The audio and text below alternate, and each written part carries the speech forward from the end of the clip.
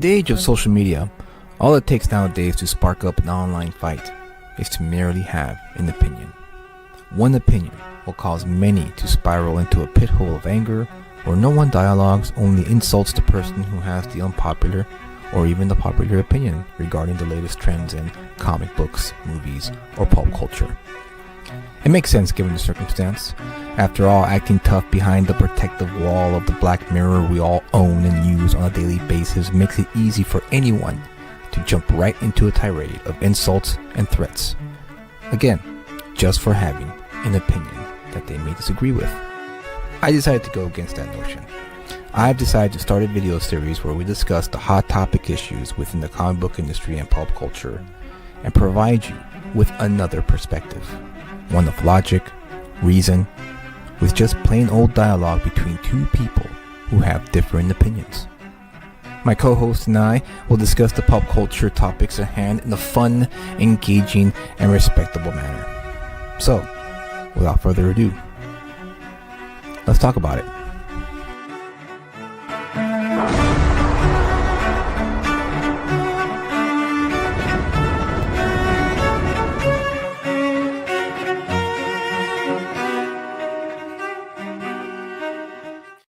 Hello again, everyone. Welcome back to another edition of Let's Talk About It. I'm your host, Julius Freeman, and with me, as always, is Kyle.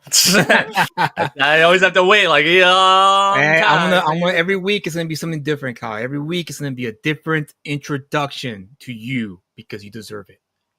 Well, thank you, because I do, and I know I'm the star of the show here on your.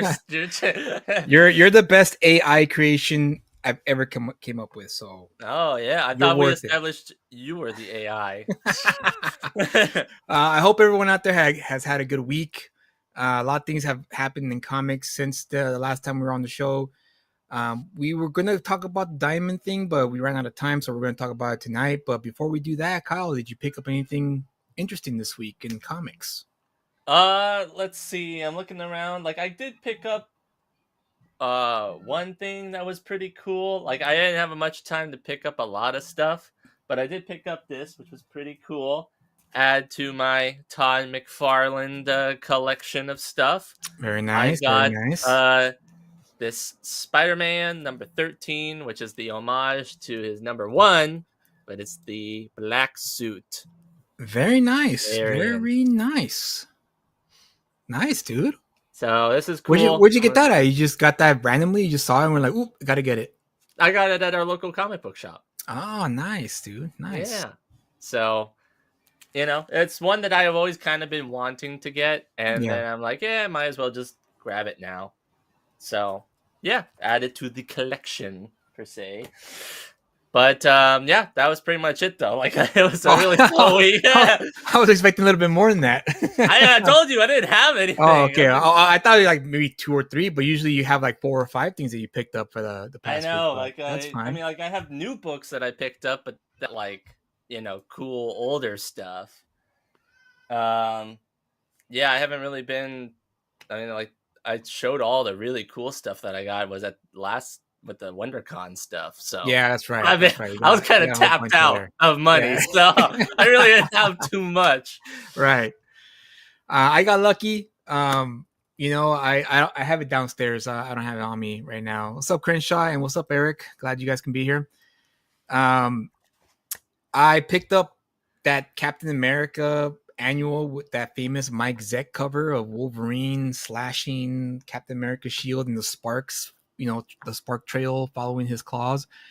I've been looking for that issue for a long time just because of the cover itself. And every time I found it at a con or any other pop-ups that I attend, the vendors being vendors, they always overpriced it beyond my reach. $50, $60 here, $70 there, depending on who was selling it.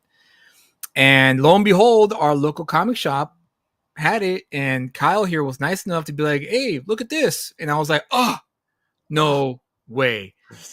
The price point was pretty good. It still, still hurt me a little bit, but it was better than $50 and $70. I'll tell you that. Yeah, that's usually what they go for. Yeah, exactly. So I was like, you know what? I can't pass this up because I know I'll regret it. I know the moment I say no and I come back for it, it's going to be gone because that's a Oh, very high, highly sought out cover issue. yeah. And so I said, screw it. I grabbed it and I said, I'm going to add it to my purchase because I know I'll regret it if I don't get it. So I got that as my prized possession for this past week. When I finally found it, I finally got it to my hands. I haven't read it yet. I plan on reading it this weekend, and just for the fun of it, because I always like reading the key issues that people like have to have, right? Yeah, they're always usually graded in the cases and stuff like Yeah, that. yeah. Like, So what when was actually the story in there? yeah, exactly, and that's why I'm not a big fan of the CGC because it's kind of like it defeats the purpose of reading them. Like, why is this a key issue? Why was this story so impactful? And I'm always all about like, I want to read it. I want to read Hulk 181. Yeah, it's the first appearance of Wolverine, but I'm curious to see what the story was about. You know, Yeah. and the same thing I with mean, the actually, Hulk 180 is the first appearance of oh, Wolverine because okay, he's got the little. sorry, but wait, And then 181 is the also some one. other, Daredevil book that has the little, advertisement for 180 also is Yeah. the first appearance. So I lost preparing thought. Thank you, Kyle, for that. You're I welcome. appreciate it. But About we're on see why it was good in this reading the stories. oh yeah, right. Yeah, the collector side of me, of course, wants it, but the nerd in me, the one who loves reading comics, that the other part of me is like, I want to know what the story is about. I want to know what made it so interesting and so sought after. And I'll let you guys know when I read it if it was any good because it's a annual. It was just a random issue, and it just blew up after that because simply because of the cover, which I always think is cool in the comic book industry, is that you just never know. From Mike Zeck, it was like it was Wednesday, it was like, okay, we need you to do a cover, Captain America, Wolverine, figure it out. And then, he just did it, turned it in, and it became an iconic cover. Yeah. Ben says, I hate slab books, but I can appreciate the fact that it preserves the book for the future. Yeah, that's true. That is true. Yeah, especially if you got like a really raggedy old, like Amazing Fantasy number 15 that like you feel I understand that. I understand you breathe that. on it and it'll disintegrate. The older books, that makes more sense to me because they're older, they're falling apart. You want to preserve it. That makes sense to me. But for something like a Hush, like we're going to review the book later, but like something like Hush is kind of like, come on, man, like really, you're not going to enjoy it first. That's why you buy multiple copies. Yeah, of course. Yeah, I always forget that because I just, again, I'm not too big of a collector to care to buy multiple copies of the same issue, but I understand that part though. Yeah. So moving on to the whole deal as to what the show is about tonight, let's just get right into the subject. Diamond Distribution, as we all know, if you're a comic book reader or a vendor or a store owner, you know that Diamond Distribution has gone bankrupt. They filed for Chapter 11, and before we go on, Eric, 100%, absolutely, you can preserve books just fine in the bag and the board in a dark, dry place. Simple, absolutely simple. That's how the guy who had that collection of Action Comics 1, Batman, comic. Yeah, he kept it in a bag and board, and it was fine because he never took him out again. And Ben says, we don't all have Kyle money, Kyle. I mean, come on. This book was, this book was, it was $13. I mean, but I mean, like, I guess all the stuff from the WonderCon, that all added up. Yeah. yeah, I bet it did. So here we are. Diamond. Well, I heard myself there. A quick context for those who don't know, Diamond Distribution was the major distribution company that distributed the comic books to all local comic shops throughout the country. And they've been around since the 80s. They became a monopoly I believe it was the late 80s, early 90s when they bought out the other distributors at the time. And they pretty much ran the show from then until now. So they've been in business by themselves for a long time, and so the bankruptcy was that. Did they ever acquire any other companies along the way? I don't think so. I don't think so. I don't think there was any other companies that came up after they bought out the other two. I think there was like a total of 3 in the 80s, and then they bought out those two, and they just gobbled them up, and they became the sole company that distributed comics nationwide. Because I think the other companies were regional, so only a few were. Kyle's talking in God mode. So anyways, going back to the point, they were the only game in town. COVID came, they took a big hit because they technically broke the deal they had with Marvel DC by not distributing the comics like they were supposed to. And so Marvel and DC used that as an excuse to get out of the agreement, and they went with their own distribution companies, and that hurt Diamond big time. And I guess ever since then, they've been trying to play catch up, and it finally caught up to them and they had to file for bankruptcy. So then they put the company up for auction, and there were rumors about Todd McFarlane, buying them out or buying them up. That didn't happen. Then after the auction, it came out that a company called Alliance Games won the auction. And so we all thought, okay, it's over because Alliance, I think the CEO of Alliance Games or an executive went on the show or on a podcast and pretty much said that they're not in business to make comics. They're going to buy Diamond strictly for the distribution, system that they have in place. And they're going to use it for video games or toys and also comic books, but more graphic novels, more, books that cost $20 and above. So I would imagine it's probably graphic novels or trade paperbacks. And which is what they're trying to establish it. I'm sorry, there's an echo going on.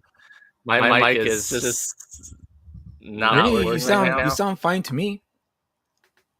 Ben in the chat said that was guys in the chat, is Kyle having an echo? Let us know, because he's saying I'm hearing myself feedback. Oh, interesting. Yeah, I don't hear the feedback on my end. Okay. Yeah. Eric's saying echo. Okay. Okay. Let me leave for a second. Okay. Echo. While he's doing that, so Diamond went up for auction, right? Alliance Games won the auction. However, shenanigans went on, apparently. So when the story broke that Alliance Games sued Diamond to block a sale to another company, that's what piqued my interest, because I was wondering, wait, why did that happen? I thought Alliance Games won. And kudos to Bleeding Cool here. I'm not really a big fan of Bleeding Cool, but sometimes they do hit the mark when it comes to these new stories, and I think they did a good job with this story here. All right, how are we? Testing. I'm getting an echo. You're still getting an echo? I don't hear the echo.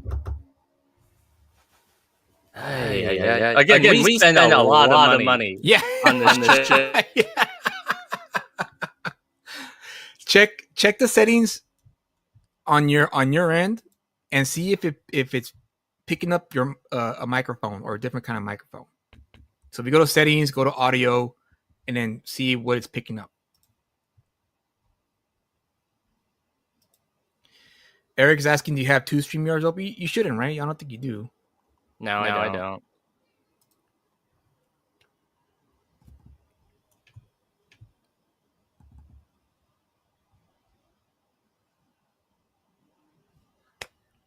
Well, anyways, while you're doing that, okay. So yeah, shenanigans happened, piqued my interest, and I'm left wondering what happened here, because I don't know much about auctions. Maybe the chat knows, and maybe you guys can wise us up about how auctions work. But my understanding is, something goes up for an auction, right? You put the piece up or whatever, the company, you put it up, There's auctioneers there, and the bidding starts at $10, and then hands gonna get raised, right? 50, 60, 100, 120, and then eventually when the offers stop, going once, going twice, sold to the gentleman in the green shirt, whatever, right? And then after that, you get what you pay for. Apparently, it didn't happen that way. I'm not going to read the whole article because it is a lot, but I do highly recommend, if you guys are interested in this, read the entire article. I thought I had the right one up, but I guess I don't. Because the Bleeding Cool did a play-by-play of what happened. I'm gonna go try by memory here, but I'm gonna see if I can find the piece here in the article. So, all right, Kyle, still with us? Yeah, I can. I'm here. But you still got the echo, huh? Still echoing. Huh? That's weird. I have no idea why it's doing this. Do you have YouTube open? I don't have anything open. Strange. And you check the settings and it's picking up the actual like headphones or microphone from your headphones? Oh, never mind. Lost them. Okay, so here's what went down. The auction happened, right? And of course, I think according to the article, during an auction, you're supposed to lay out all the demands, all the guidelines as to what is being offered, what you're going to buy, et cetera, et cetera. And the company that does the linking logs and the connects and all that stuff, they right off the bat bid 50 million. So right off the bat, 50 million, right? And then it started, of course, they started going up 55, 50, 56, so on and so forth. This company here, Ad Populum and Universal Distribution, are two separate corporate entities. And what the Alliance Games rep discovered during the auction is that Ad Populum and Universal Distribution joined forces and they were co-auctioning. So instead of auctioning separately, they joined forces and they shared the bid. So whenever an Ad Populum or Universal Distribution rep bid, they were joined at the hip. And so that was the red flag number one for the Alliance Games rep. They're like, that's weird, because normally, I guess, again, if you guys know more than me, please enlighten me. Usually it's single entities bidding for whatever it is that's being auctioned off. And so Ad Populum and Universal Distribution were co-bidding. And so they were bidding, they were outbidding the company that did the linking logs. I forget the name escapes me. And Alliance Games outbid, when it got to 60, Alliance Games bid, I think it was $62 million. Let's see here if I see it here. 69 right here. $69 million. And the Ad Populum and Universal companies out loud, apparently, reportedly, said, we're out. Like, apparently the rep literally said, we're out. And the auctioneer, the diamond rep, paused the auction. So they say, okay, time out. We're going to pause the auction, which was red flag number 2 for the Alliance Game rep, because it was like, wait a second, this is odd. No, Kyle, yeah, he's having mic issues, so he's trying to figure it out, trying to see what's going on. So I'm just keeping the stream going, so that way we could just, I guess, talk about the this drama thing, because I find it very fascinating, Oli. And by the way, thank you, Oli, for being here. So they said, I'm out. We're out. Timeout by the Diamond rep. And apparently the Diamond rep and the Ad Populum and Universal people met outside the room and they had a discussion that was not disclosed, which was weird, right? So they were talking, I guess it was like a 5-minute, 10-minute talk outside door, like this undisclosed. No one knows what they talked about.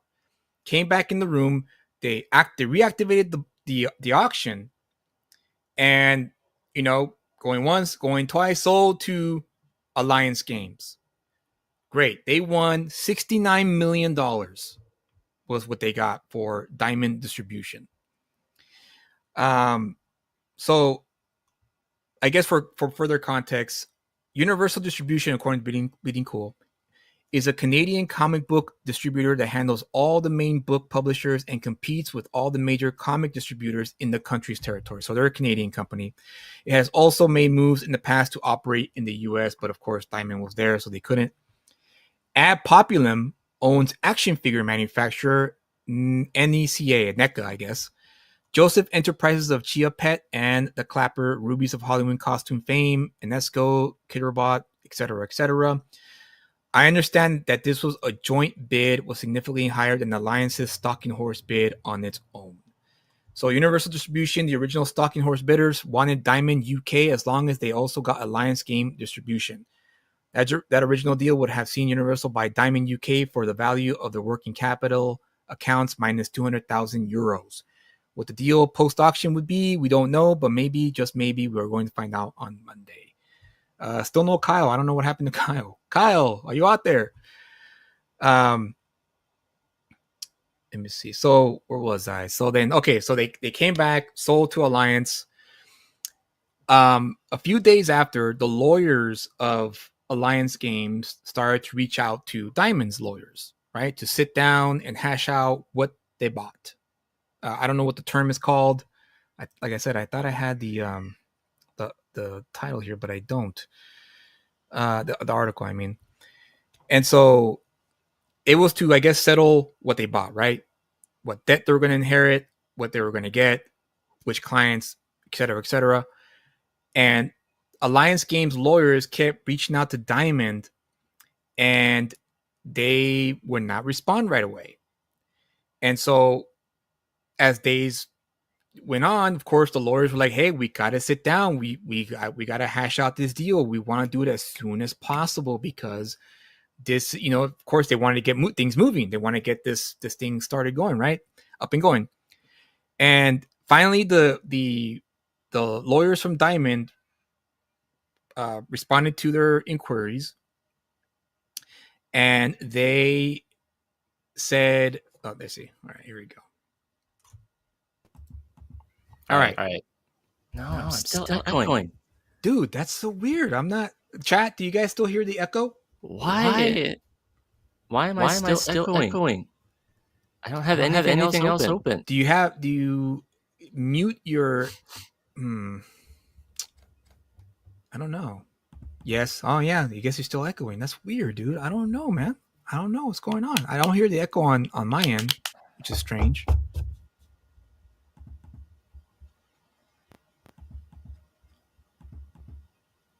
Huh. You restarted your computer? Is that what happened?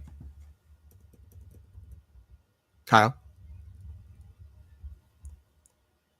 Huh. Anyways.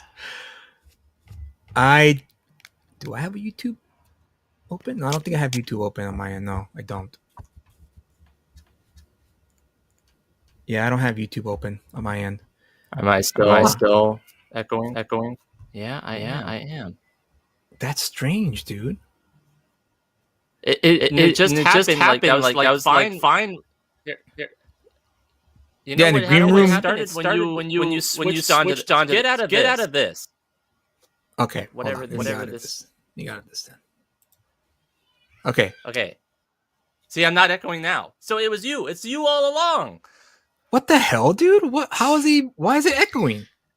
That makes no sense. Because I was fine up until then, until you switched over to the screen, and then I started echoing. Dude, that's weird. That's weird. See, okay, I don't know why, guys. I don't know why. I don't know why it's due. Okay, hold on. All right. How about now? Okay. Hello? Yeah, okay. You good? Now it's fine. Eric called it. He's like, it's Julius. It's Julius, you, of course. I just always have the worst luck with this, man. Again, we spend a lot of money. I mean, I am, but why would the sound? Whatever. I'm not gonna even think about it. Let's just move on. So, okay. All right. You obviously weren't paying attention, Kyle, because you were situating your. Well, I apologize. It's I your apologize, fault. guys. I didn't know it was me. I don't know what I've always shared the screen, and you never got the echo. I don't know why it's doing it now. Whatever. I don't know. Whatever, dude. Whatever. So, okay, I left off at the lawyers for Diamond were reaching out to I'm sorry, the lawyers for Alliance Games were reaching out to Diamond lawyers, and they were kind of playing the phone tag game. We're like, well, I don't know what's going on. And they finally reached out to him, and they gave him the 7 points of like new guidelines, Yeah. right? Okay, so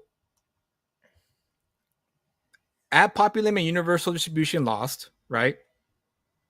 And so Diamond came back to Alliance Games saying, well, we forgot to mention in the beginning of the auction originally, there's like 7 There's points. some rules, stipulations, Yes. some contingencies. Yes, all that. Inconsistencies, stipulations, all that stuff.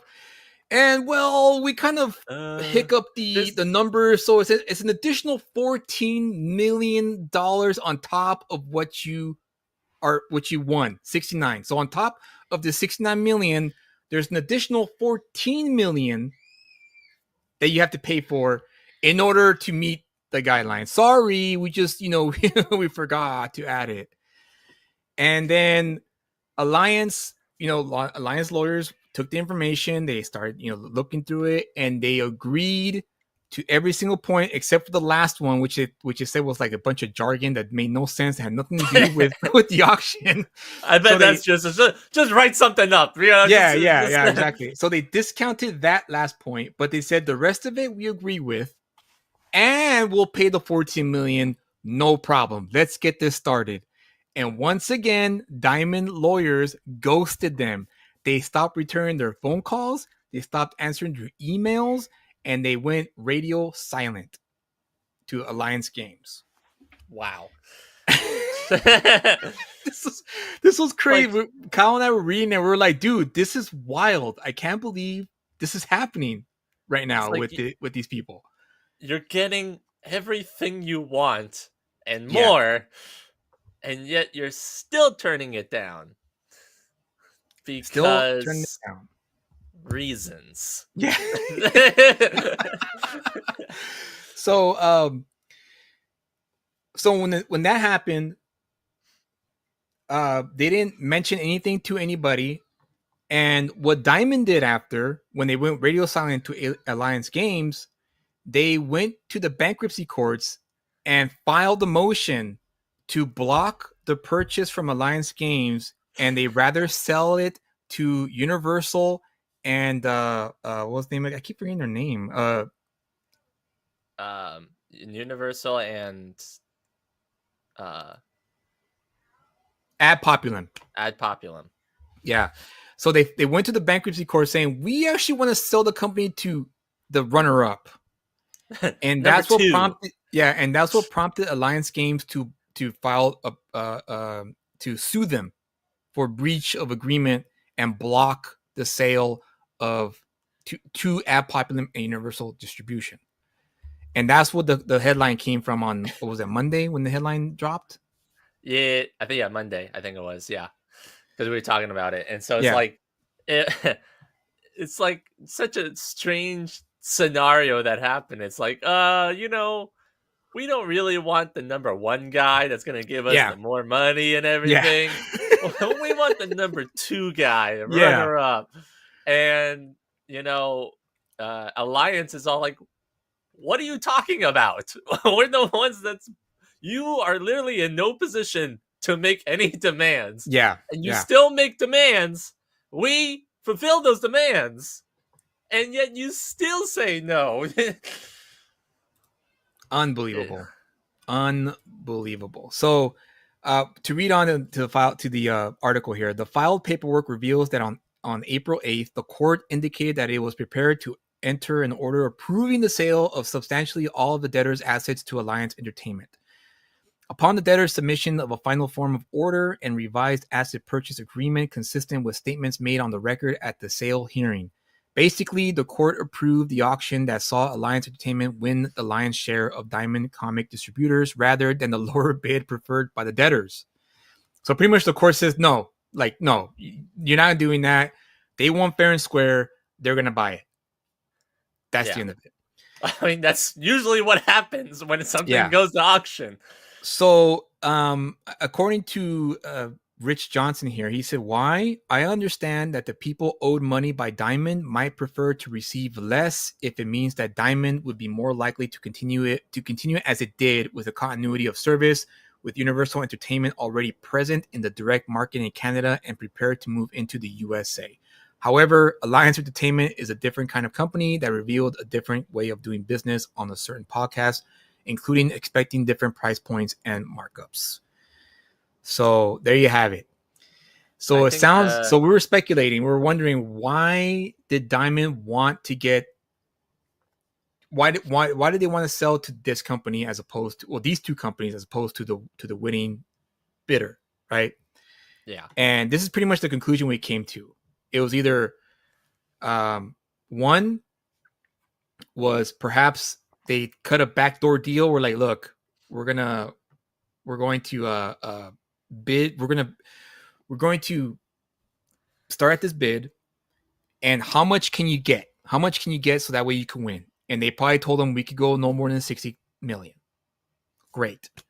And I think the bidder, which I told you started off right off the bat, 50 million, was probably threw their game off a bit because they're like, whoa, they were not expecting that, right? Yeah. Right off the bat, 50 million. We're not doing so well. Why are we worth that much? We're not supposed to be worth that much. Exactly.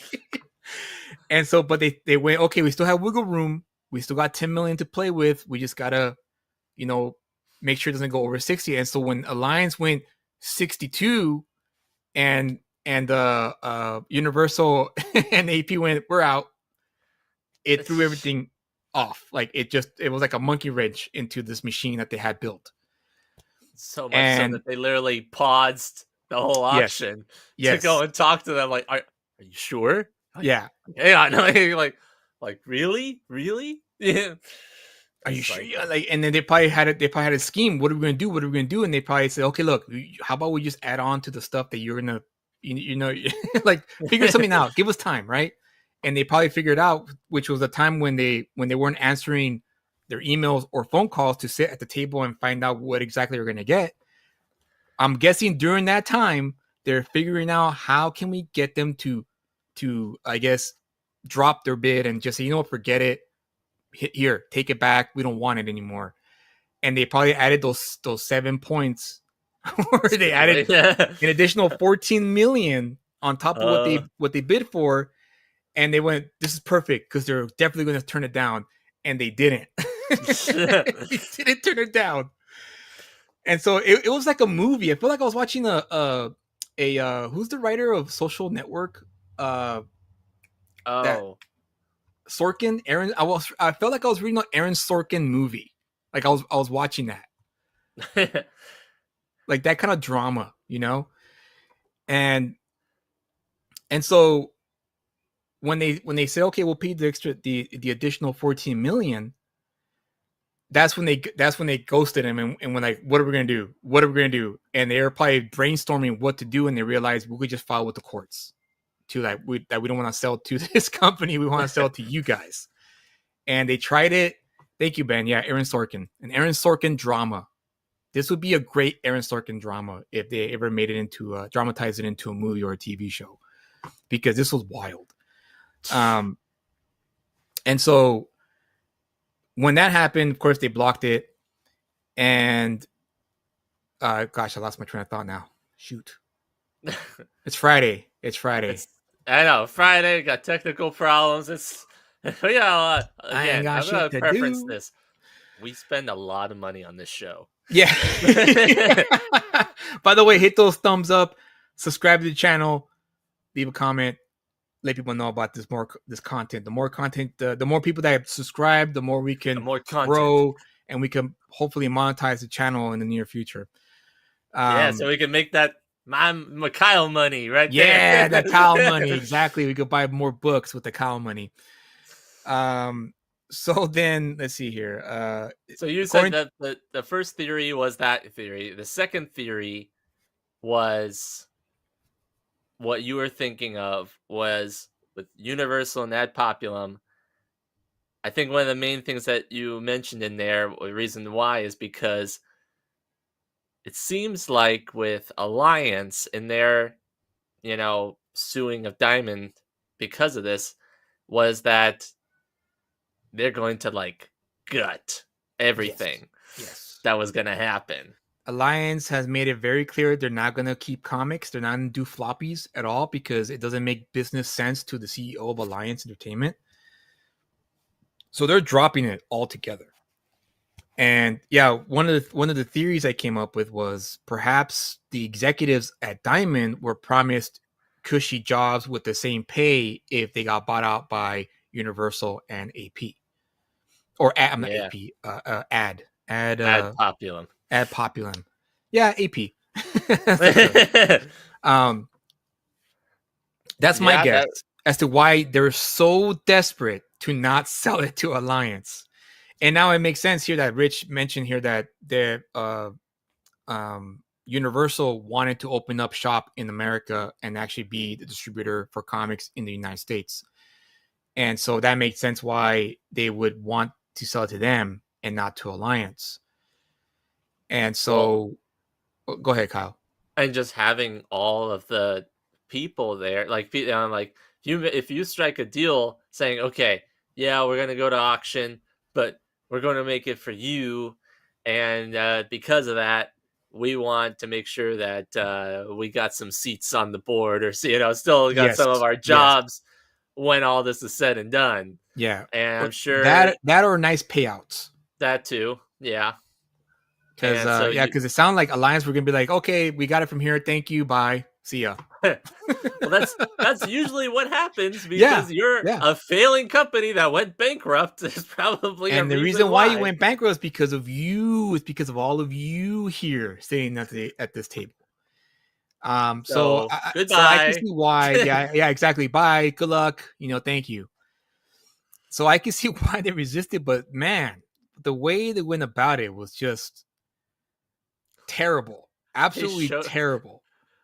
I mean, it seems like that's the most logical option, because why would they go through you look at it logically, like we're talking about, if you're gone bankrupt and you're gonna go out, don't you want to sell it for the most amount of money so that way at least you can because if you sell it and you cover all your debts, I'm assuming then whatever's left you could potentially distribute out amongst yourself. Yes. So wouldn't you want the vid to be as high as possible so that way, once you cover your debts, then you'll be covered. But I guess if having a long-term job is more important to these people, so for anybody really. Who wouldn't want to? Who would want to lose a six-figure job? No one. So you do your best to stay where you are because you are accustomed to that lifestyle. But let's face the facts here. Floppies aren't doing too good right now, and there's probably various reasons. New generation that may not like the bulkiness of long boxes. Being piled on in their closets or in their rooms. I definitely had that problem, growing up, because I would move around, and so it was a pain in the ass to move my 20 boxes to my new place. Yeah. And it got to the point where I was like, dude, I have too many comic books. I need to get rid of some. And I did get rid of a lot of the boxes, and I kept the ones that I kept the books that were more near and dear to me. But it's so easy to just pile up, as you know, Kyle, as I'm sure you know. Yes, I know. I'm looking at a big old pile right here. Yeah. And comics aren't booming like they were back in the 90s or in the early 2000s, like they were for a while there. So it makes sense in the business standpoint as to why Alliance Games didn't want anything to do with comics. It's also a tragedy in a lot of sense because it hurts the indie comic book creator more so, because Marvel and DC are fine. They're gone. They've already moved on. They have distributors themselves. The comic book shops are fine, but it's the creators like myself, the indie creators who want our books in the shops and to start up, a readership. That's going to be a little tougher. and we're going to have to rely on micro distribution in order to get our foot in the door, which is fine. It's fine by me. You just gotta, of course, you gotta think more business sense. A lot of indie creators are gonna have to start being a lot more business minded when it comes to selling their books in comic shops, because there's no more. The national distribution chain is gone for us. It's no longer available to us at all. Yeah. And when it was available, it was kind of expensive to get in it. But if you had the money and if you had the business sense, you could survive in that field. But it's gone now. So, I mean, what do you think, Kyle? Do you think it's kind of a strange thing, right? It's kind of like part of me now that I'm thinking about it more. In a way, it was kind of, I guess, a little bit like a tinge of heroic at the fact that the Diamond distribution people wanted to save comics in a sense, like the actual distribution of comic floppies by selling it to the company that was going to keep it intact, open up shop here in the United States, and actually maybe create a system where indie creators like myself would have been able to get in the door easier if that was the case. Do you think this was a good move? What do you think? How do you think Diamond Distribution could have handled it differently if they were able to do it? Well, as a whole, Diamond should have done a lot of things differently to not make it so that they're bankrupt. Yeah. So that's why it's kind of like my mind went to first was like, well, how well did they treat indies and all of them before this? You know, like were they really advocating for indie creators to come in? I know like it's like the publishers and stuff like that mainly want to go and carry the books, but like, do you know of anybody like who went through Diamond specifically as an indie creator, self-published? I don't personally know. Yeah, 656. Okay. But they had a publisher. They had a small press publisher get their books out for them, but they didn't really directly work with Diamond. It was through Blacktooth Publishing that did it for them. So I don't know the details of that, but from what I've been told, it's a kind of pay to play type of situation. So you gotta pay for the ad space in previews, their catalog. Yeah. And then on top of that, you had to sell, I believe it was 2,000 books nationwide. You had to call every shop in the country and sell off the 2,000 books. Okay. I believe so. I don't know. You guys, if anyone out there in the chat, please let us know, chime in, let us know exactly if I'm wrong. I could, because obviously I could be wrong because I've never done it before. But yeah, enlighten us as to how it works, because I don't think it was friendly for indie creators, especially people who don't have the funds, the financial means to be able to get in the game. Because the good thing about the comic book store system is that it's very decentralized. So you could just literally go into the shop, talk to the owner, and get your book in his or her shop. Right. It just depended on how you sold yourself. But if you wanted to be in the distribution channel, yeah, you had to like pay to play, essentially. Which, I mean, it does make sense because they're not going to be going through all this stuff for just 10 books. Exactly. You know, stuff like that, which, you know, I get that.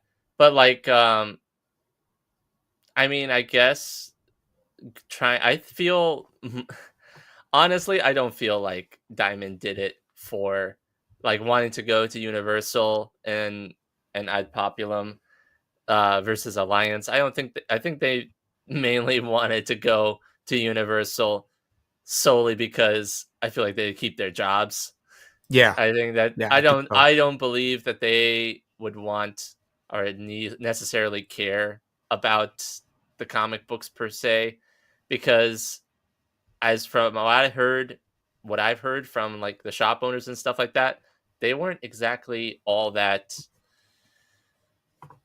kind or, you know, very personable to the shop owners. Yeah, I got a mixed bag. I heard some shop owners were really like, they love Diamond, they love working with Diamond, they always work with them. But then the other shop owners would be like, oh dude, they were the worst to work with, you know. Yeah. And so I guess depending on who you got, I would imagine. But I mean, also just like from also other stories I heard of, like how they packaged their Yeah, stuff. I heard towards the end there it was bad. It was really bad at the end there.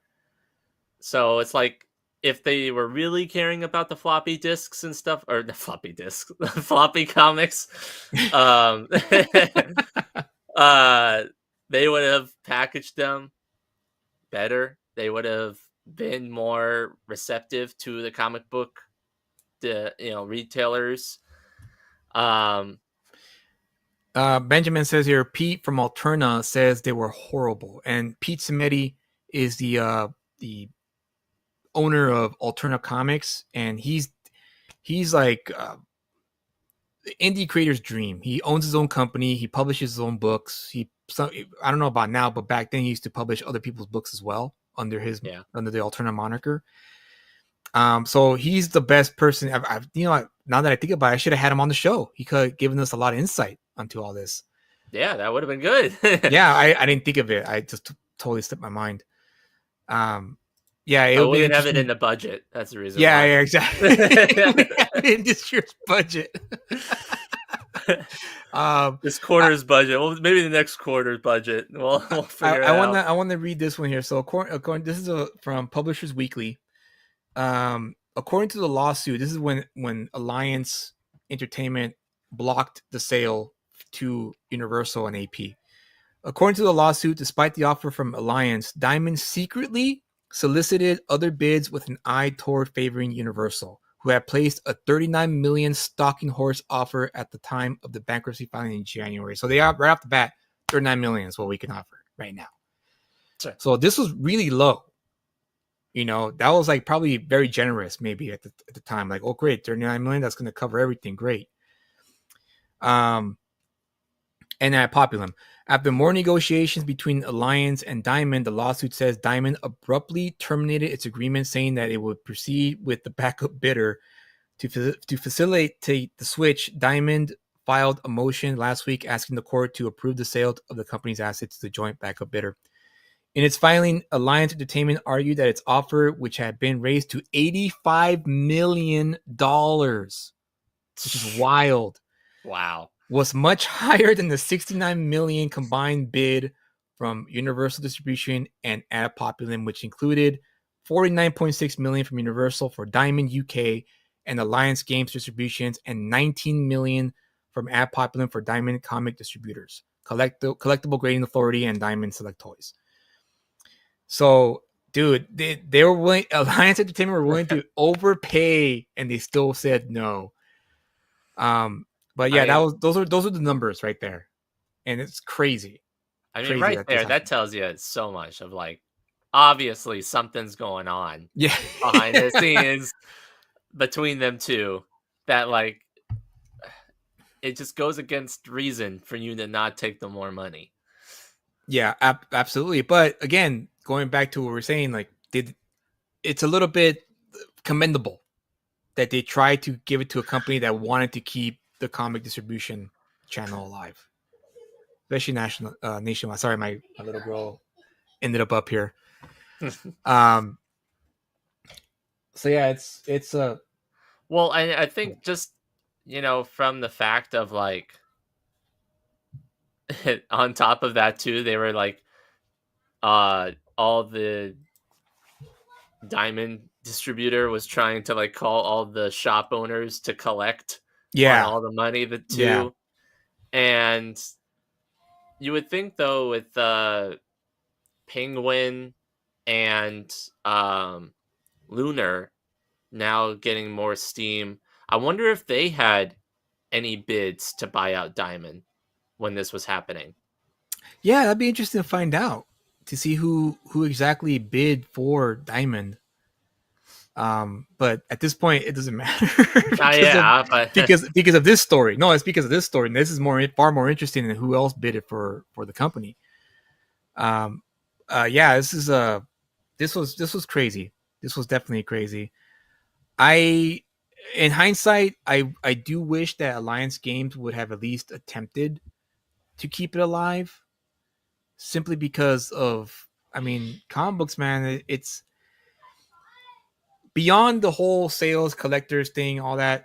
the medium itself, the industry has survived this long simply because of what the medium offers in terms of imaginative stories and what it can do more so than movies and TV. And unfortunately, we live in a country where it's kind of still seen upon, it's kind of still frowned upon as like low tier entertainment. But in reality, it's like it really isn't. It's like it's high tier entertainment. And the reason why I say it's high tier is because Hollywood came knocking and they just took everything and made it into movies, and now they're taking all the credit for their success, forgetting the fact that all this came from the imaginations of talented writers and artists who worked at a professional level for a lot of years. Yeah. And it's still to this day still going. It's still going out of sheer survival because readers of comics are, it offers so much more, like I said, than movies and TV at a faster rate too, because depending on who you hire as the artist, they can provide you some great visuals if you push them enough. That's why you need both writers and artists. But going back to the point of distribution, I kind of wish that Alliance went like, yeah, you know what, forget it. You can have it. We don't want it anymore. But it is what it is. And now we're going to have to deal with the true death nail of potentially indie comics. Because I don't know if Lunar is going to do anything. I don't know if the whole program they're doing for indies is going to work out. Because at the end of the day, it's all about money. And so if there's no profit in it, they're not going to do it. No one's going to do it. And that's the thing. It's going to have to take the sheer determination of indie creators like myself who are going to have to step up their game and stand out, because that's essentially what's going to have to happen in the end, is who's going to stand out from the sea of books that are out there now. You go to a Comic-Con, there's a whole bunch of, indie creators out there who have their books. It's just a matter of who stands out. Pressing Caller says, why not make 1 minute short comic videos for social media and collect through views? Time. Pressing Colors, time. Yeah. That's why it's not happening right now. I gotta just find the time to like do all that stuff, because it does take time and effort to do all that. But chat, the people who are listening, what do you guys think of this? Do you think this is a good thing, a bad thing for what happened? Do you even care about this? Because I found it interesting and fascinating that all these shenanigans happen behind the scenes, and it really showcased just how shady Diamond can really be. Yeah, well, they were the number one, distributor for, like you said, for years, and then it just kind of all came crumbling down. See, Ben says, I don't understand why you think this is the death of indie comics. I think you're not so much the death of indie comics, Ben. I probably misspoke for that, saying that. I think you're giving Diamond way more credit for something they never even did. You're right, absolutely right. But for me, it was the avenue. Maybe I should reword it. The death avenue for indie creators. So it was an avenue for us to get into shops nationwide. My little spot here in Southern California, I can make a comic book, and if I play my cards right, save my money, made sure I plan everything out, I could eventually got into Diamond and got my book into not just my shop around Southern California, but nationwide. That's what I meant. That's what I meant about the death, Ben. What's up, Bedouin? Hey, and you're right. And you're right. Like Diamond didn't really do anything, but you have to remember maybe I don't know. That'd be interesting to find out too. Who Peter Laird and Kevin Eastman used to get their Turtles book out to shops? Did they use Diamond, or did they use the other distributors that were around at the time? I'd say probably Diamond. I mean, I don't know what. Let's see. They published through Mirage Studios or something like comics or something like that. But wasn't that their own studio, or was that some other small press publisher? I don't even know. It'd be interesting to find out. Yeah, exactly. So yeah, that's pretty much that's the story right there that happened. And I wanted to share with you guys. Comic Book says, will this open the doors to bespoke distributors? I don't understand the bespoke. Bespoke. I've never heard of bespoke before. Oh, are you talking about like going to the shops and actually selling your book to the owner? Is that what you mean, comic books? Comic X books. Comic X books. Sorry, I apologize. So yeah, I think that's responded. it. I'm thinking of Ripasend. Oh, Ripasend. That's Eric July's distribution, I guess, wing of the Ripa company that he has. I don't know how that. I haven't looked into that to understand fully what he offers, so I can't speak on that until I do some research and find out exactly what Ripasend offers to people, creators who want to get into shops. But I think his service is like direct to consumer, like directly to your home address service, not to shops. But I could be wrong. So do you think? Oh, go ahead. So do you think now though that with all this Diamond and say Alliance does end up getting them and gutting it all, will the distribution of the comic books just like more of it fall on Lunar and Penguin and other stuff like that, you know, and they'll just build up from there? That's the only option. Is that I know Lunar is pretty small. They're starting out, but you know, as months turn to years, they'll probably start to get their footing, you know, in place, and then hopefully down the line they do offer a great service for indie creators who can get their books into shops. It just depends on whether or not how many shops are going to remain open the next few years, because who knows? A few more shops closed down this past a few weeks ago. So I think one major one actually closed down. I can't remember the name off the top of my head, but it was a big store that's going to close its doors. So it's that's one less comic shop. And like I said, they're all decentralized, so it's a matter of the owners being able to keep up with the changing landscape. That, and then just like rent and utilities and keeping an actual store afloat. Exactly. So I don't know. It's I'm not looking at it through bleak eyes or pessimistic viewpoint. I'm just kind of seeing the reality of it.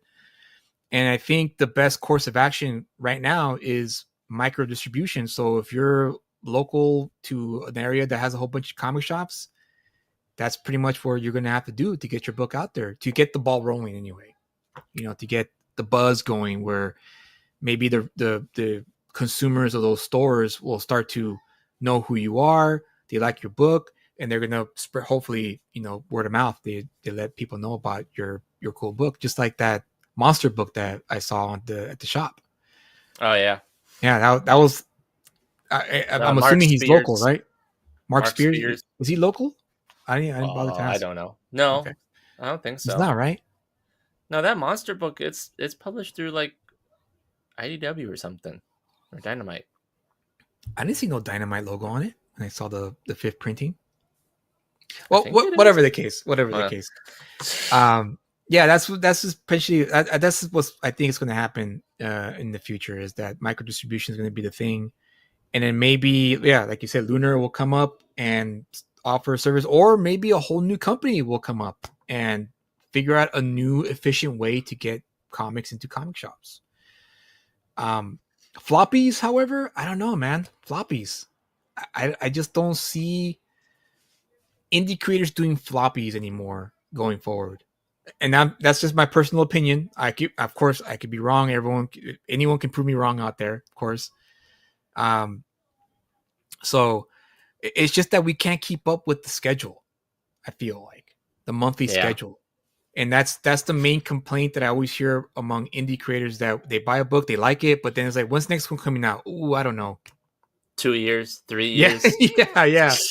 And so indie creators are going to have to adjust to the scheduling. Like I've already decided one shots, quarterly, hopefully, you know, God willing, quarterly releases where I release 1 or 2 books a year, maybe 3 if I'm lucky.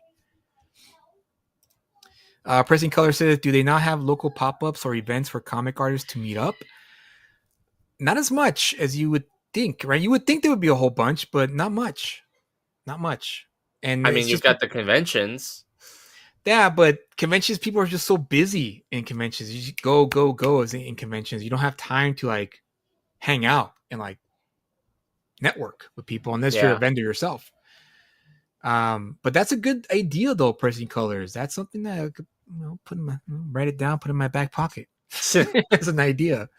Maybe I could organize. Maybe we could organize something local, Kyle. All right, we'll do Yeah. it. Let's do it.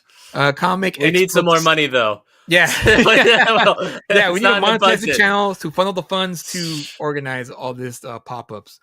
There are tons of genres that have bespoke subscriptions. The cigar industry comes to mind. You can order packs with cigars that are in your palette profile. Interesting. Okay. That's interesting. Okay. Huh. I like that. So like a subscription service Yeah. type of thing. Didn't they used to have that? Didn't Marvel? I mean, like they had that in the back of the Yeah. you The could mail order the directly mail from subscriptions, right. Right. Where you could just from directly DC do or it. Marvel. I don't know if they still offer that. Haven't seen like the cut out this thing and mail it in. Yeah. I think they probably do maybe the barcode, scan the barcode and sign up, but I don't know, honestly. Maybe not, because I would imagine postage and the shipping and the handling of getting your books to your house is probably costly for them. Yeah, probably. That's my guess. They Which just is why send they it probably to- stopped doing it. Well, I wonder if I mean scenario is like what if like worst case scenario, all the comic book shops close. Then would people just order directly from Marvel and DC and all of them? I would imagine, yeah, that might be the case. That would be interesting. That would be interesting to find out. That would be really weird. Yeah. I know. Yeah, it would be weird. I mean, who knows? We'll see. I believe there's a renaissance coming regarding comics. There's a whole bunch of talent out there that someone's eventually going to come along and blow up. Yeah. And it's just a matter of time, because there's someone who's passionate out there, dedicated to their craft, who takes this very seriously, and they're going to come out with the book and everyone's going to want a copy of it. And they're probably going to do the mail order plus the store signings, which I think would be a good thing. But we'll see. We'll see if that happens. So, yeah, I think that's it for that topic. I just wanted to share that with you guys because I thought it was a very interesting story. And it involved comic books. And yeah, it looked like there was a Thanos situation to an extent where he thought he was right, but he was wrong. And here Diamond tried to do the right thing, but they did it the wrong way. I think they went about it the wrong way. Yeah. And it blew up in their face. If anyone knows about Chapter 11, can you just outright sell something, or do you have to auction it off if you're filing for Chapter 11? I was always under the assumption that when you file for Chapter 11, you're no longer in control of it. Okay. Right. And so it's either the federal government or whoever the bankruptcy agency is, right. They take control of it and take on your debt, and then they sell it off. They don't care one way or the other. They just want to make as much money as possible. Because I was going to say, why couldn't you just sell it outright to Universal and AP? But then, yeah, that makes sense. That once they file for Chapter 11, they have no control over that anymore. I'm sure if they didn't file for bankruptcy and it is like on the verge, and then they sold it to Universal, that would have been fine. But I think it's I don't think that would have worked because of all the debt they owed. Yeah, too. Yeah. Yeah. So I think any company would have looked at their books and be like, "No, we're not going to pay for this. Like, no way. We're not going to. We don't want to inherit all this debt, and you only get 60 million. Like when we give you 60 million, you're going to give us a debt of 100 million. Like, no, right? So yeah, and the bankruptcy is the safest bet because that means for a fact they're going to be able to pay it off or eat it. I guess essentially. Yeah. Yeah. Unfortunate, but that's what happens when you have shady people up in in the higher ups in Diamond, not doing the right thing, and this is what happens. So unfortunately, that's just the way it came out. Well, we'll see what happens next, Yeah, though. we'll see what happens next. Still a fascinating story. With that said, guys, it's time for another edition of. They didn't do it again. God, yeah.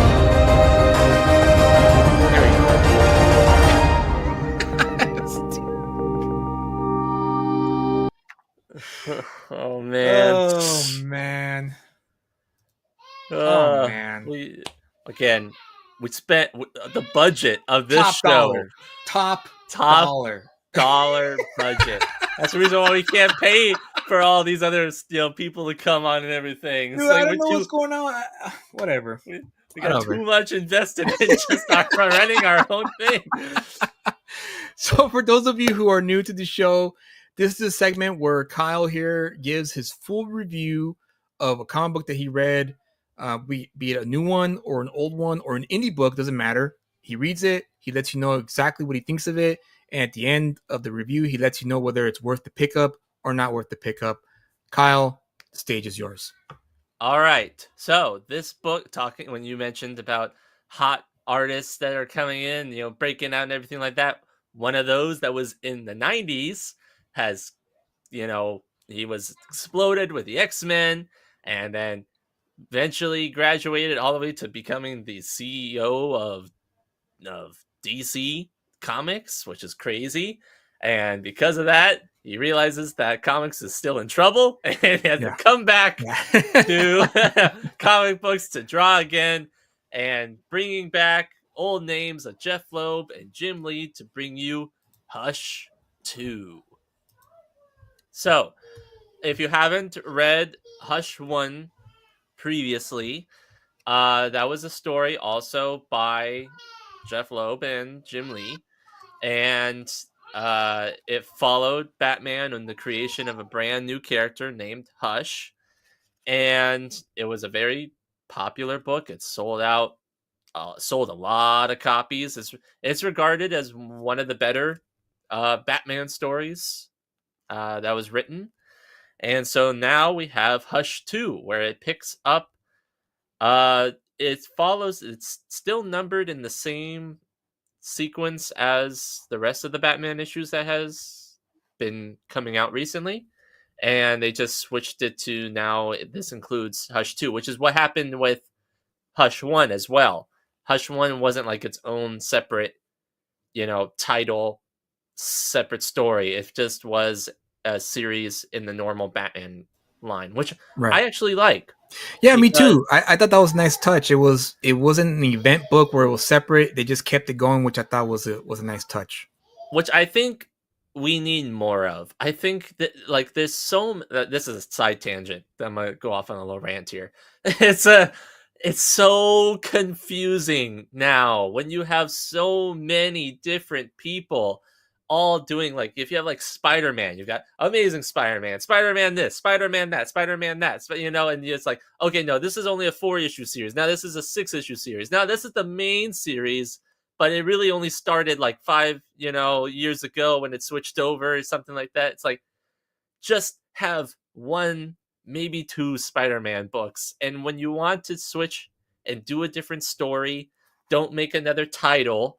Just, wrap up the story that you're doing in the main title, and then just continue on with this new guy and this new story, and then just have that be part of normal numbering and make things so much easier and so much, less headache and trying to figure out, well, what am I supposed to be reading? So I think this is a lot better in that regard, where it's another Batman title that I'd have to go and pick up. It's no, it's just the regular Batman. It's just in the sequence. So kudos for that. Over. Yeah, that's how things used to be. I know, which is but they're not like that anymore, which is again unfortunate, because that's how you could gain new readers. Jim Shooter, I thought, had the best outlook on that. He always said, one of the main things that the writers at Marvel hated about Jim Shooter is that he made them write recaps for every issue. Yes. because his thing was like, you Yeah. don't know if you're gonna get a new reader every time a new book comes out. You just never know. So it's best to always have the recap, so that way we do get a new reader, they're caught up, they could start the book and not miss a beat. And they hated him for that because it meant extra work. It meant that it ruined the story, whatever. But yeah, that was always a good thing that I think Jim Shooter brought to the game when he became editor in chief of Marvel. And that was honestly, that's just the best way to do it, though, because like you said, if you're trying to bring somebody new into it, you hand them the book, you're like, well, what is this? When am I, am I supposed to like read the other, what is this, 158 issues? Why are you handing me number 158? Like, it's like, no, just fine. Just do it. It's good. Anyway, back to actual story. Jeff Loeb, Batman, Jim Lee. And so we pick up with Batman, stopping the Joker from unleashing piranhas, red-lipped piranhas into the ocean. And we got a nice double-page spread here. So it starts off with the narration saying that this is a callback to when he first met Joker in one of the early Batman, like the really early ones, like from the Golden Age, 1940s, 50s. Right. Batman. Their first appearances where he's poisoning the water supply or dumping, piranhas into there. So you'll see a lot more of those types of callbacks to other storylines and other issues throughout this story, which is fine. It's okay, it's whatever. I think that the art is fantastic because it's Jim Lee, and he really hasn't lost a step too much. His art is pretty consistent throughout the entire book. The one thing though that was a little harder was Jeff Loeb. Now I love Jeff Loeb's work. I love The Long Halloween. But this, it seemed like there was a lot more text dialogue and monologues in here that didn't seem like it was necessary. Like right here. So go back up. So that line up there where it says, the Joker brings chaos to Gotham. I'm here to restore order. It's like, that really didn't need to be there. We can kind of infer that. It just seemed like that was just like over text that like you could have just left it to be the artwork right there with the title and everything. But I guess you wanted to have some sort of dialogue. The inner monologue that Batman has throughout this beginning fight too, he's just basically saying stuff that we could probably get. Like he says, oh, this is a reference to the first time we met, which is like, okay, that's fine, because obviously I haven't read the first issue, so I don't know that this was a callback to that. So I'm like, okay, that's fair. I'll take that. Right. But most of the dialogue's okay. Joker seems a little funny throughout it. Not to be ironic. He doesn't have the same sort of Joker laugh and jokes that I normally see from him, hear from him all the time. Go back up, actually. This part here was another one of those points where it's like, so no, go back down to where he's like being electrocuted. So scroll back down. Oh yeah, I was just going up because Ben asked if it was Alex Sinclair.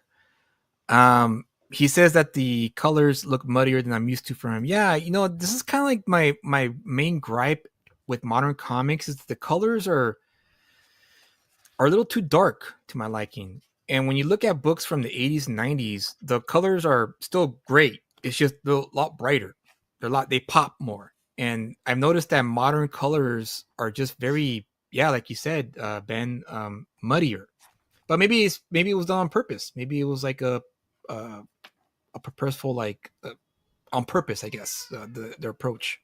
Well, this reminds me a lot more of the actual Hush storyline the way that it was colored. I think they're just trying to match that. But so like this, I guess it was flipped upside down. I didn't realize that. Oh, That I just caught that too. So anyway, Okay. this page right here is upside down. But basically, if you flip it around, the text where he's talking Hold also on, let could me have flip it around for you. that Let's one right see. there.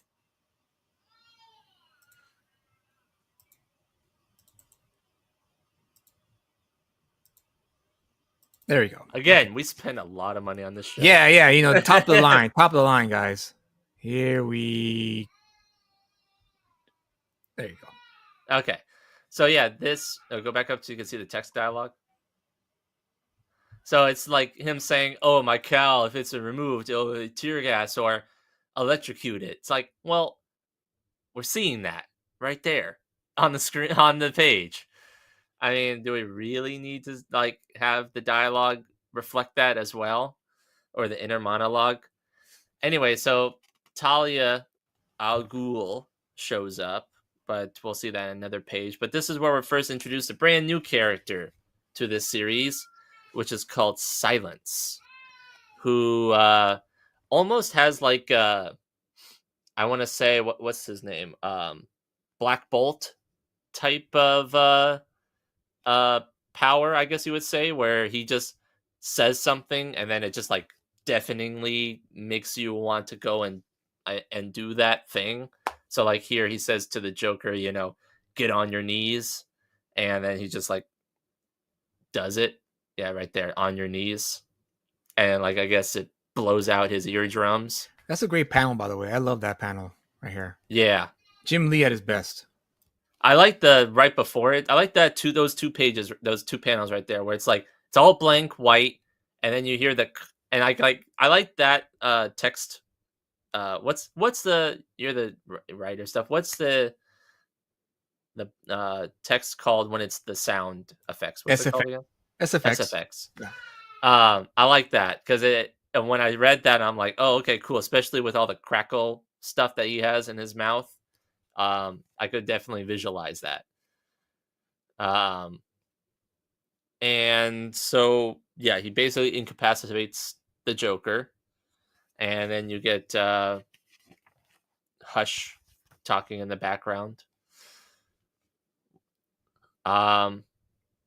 Here we get to go and see the Bat family,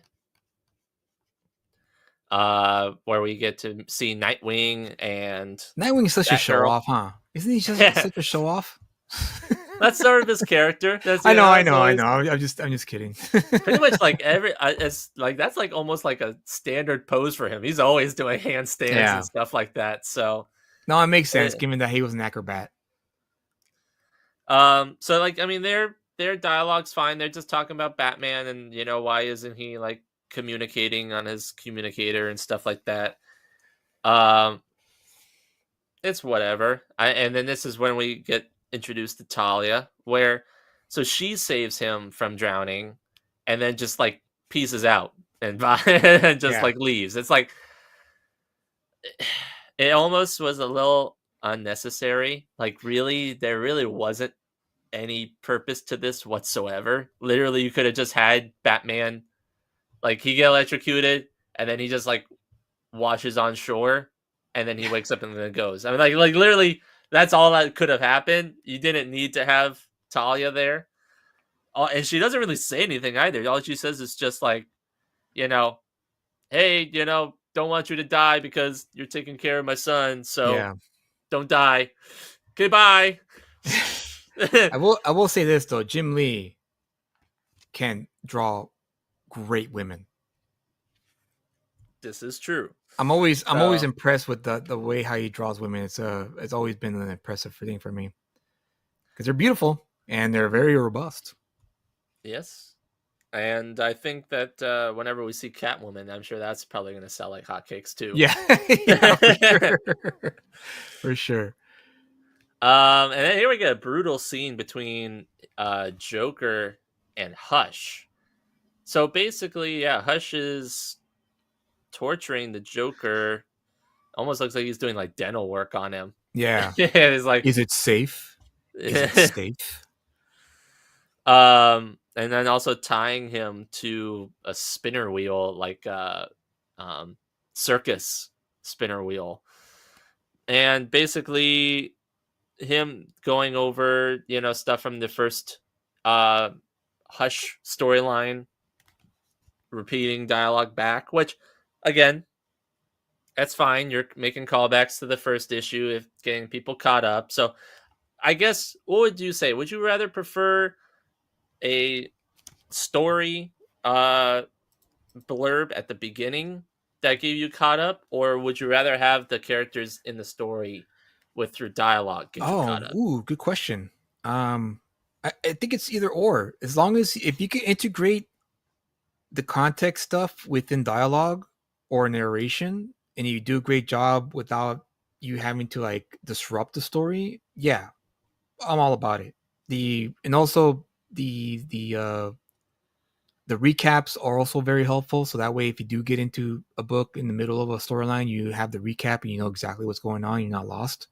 Yeah. So yeah, it depends on who the writer is, and if they're good on doing that, then I say go for it. Either or works for me. Okay. So I mean, I guess from that instance, then I mean, Hush is just kind of giving a lot of, existential talk and stuff like that while throwing knives into Joker. I did think that it was a little unfair to have Joker be like bound like that, so that way he couldn't talk, because I kind of like to hear Joker talk and make jokes. That's like his whole like not give Hush the satisfaction that he's torturing him. Yeah. Well, that's probably the reason why he gagged him. I'm sure was to prevent him from doing that. I guess that's his whole MO of like, well, Hush, be quiet, there you go. Talk too much. There you go. Exactly. You talk too much. You never shut up. And then here we get some action with Batman, busting through glass and taking out some of the Joker house fun room. And this is where we get many callbacks to other things. We see Batman and Joker on the spinner wheel, and in the background, all these background text is all of Joker's like funhouse rants of stuff like that he's being tortured in. And then here we get again callbacks to other storylines where you have Alan Moore's Killing Joke, and then Death in the Family by was it Frank Miller that did that? Or no, it wasn't Frank Miller. It was I'm blanking on the name. Wasn't it Dennis O'Neil? Didn't he do that? Chat, help us, so. Chat. Help us. It's one of the famous guys. I know, but I can't. Who wrote and drew Death in the Family? But you see him. I don't understand why Batman's like, in pain there at the bottom one with Jason Todd. I mean, like, this is way after, Jason Todd's already back and he's already Red Hood, so he's like, he knows he's not dead. So why is he? It could be because he probably sees this as like his biggest failure. Yeah. And failure meaning like he failed to protect him. This young kid. But apparently he was not a fan favorite. Like the readers hated Jason Todd, like the character. Yeah. They couldn't stand him. Yeah. Well. Thank you, Eric. We appreciate the answer. Well, thank you. I sure did. Out of the hundreds of thousands of people that worked on comic books, all right, we narrowed it down by one, so we're good. Dude. Once again, apologies. I have the freaking internet at my fingertips. Go on, Kyle. I'll look it up right now. Anyway, so then we end the story where Hush is talking to Batman and saying that, the Joker, I did the one that did all the cutting to Joker, so he's gonna bleed out unless you save him. And if you don't save him, it's not like you killed him. It's because I killed him. And it's sort of basically just doing exactly what Red Hood was talking about. It's like, I'm the one that's killing him, not you, so you don't have to do your no kill rule. And that right. way, and Joker's just gonna die, so he's gonna be gone, and then we'll be done with all of his craziness. And so, but he's giving Batman the choice to save him. And Batman's, deducing throughout all this that it was Hush, Thomas Elliot, his best friend from the original Hush run. And then it's to be continued, and we'll see if he actually does. I mean, I assume he did save him because he didn't kill him right there. Right. But now he actually has to, like, save him. Starlin. Jim Starlin wrote it. That's it. Jim Starlin wrote it. Jim Aparo. Apologies for mispronouncing your last name if I did. Drew it with covers by Mike Mignola. And so then... thank you, guys.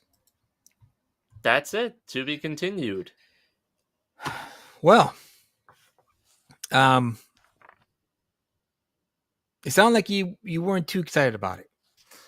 So, here's my thoughts. I think that obviously Jim Lee's art is very well done. I do think that, there are scenes and different things that could have been cut, or like I said with Talia al Ghul, and not saying that I don't like looking at Talia al Ghul, but I'm just saying that. Right.